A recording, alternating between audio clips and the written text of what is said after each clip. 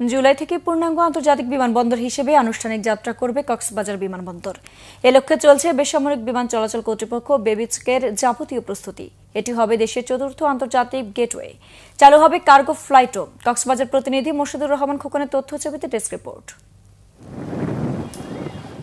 অবশেষে জুলাই মাসের শেষ দিকে ফ্লাইট পরিচালনা শুরু করতে যাচ্ছে কক্সবাজার আন্তর্জাতিক বিমানবন্দর। সমুদ্র উপকূলীয় এলাকায় নির্মিত এই রানওয়ে সম্প্রসারণ প্রকল্প সহ নানা উন্নয়নমূলক কাজ প্রায় শেষ দিকে। চলছে উদ্বোধনের শেষ মুহূর্তের প্রস্তুতি। আমাদের রানওয়ে পুরোপুরি প্রস্তুত। আশা করছি আমরা এন্ড অফ দ্য জুলাই আমরা এটা ওপেন করে দিতে পারবো।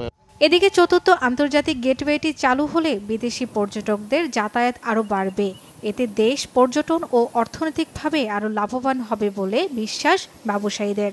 আমাদের যারা প্রবাসীরা রয়েছে, বিশেষ করে কক্সবাজার জেলা, বান্দরবান জেলা, চট্টগ্রামের আংশিক জেলার প্রবাসীরা খুব অল্প সময়ের মধ্যে তারা দেশে এসে তাদের বাড়িতে পৌঁছাতে পারবে।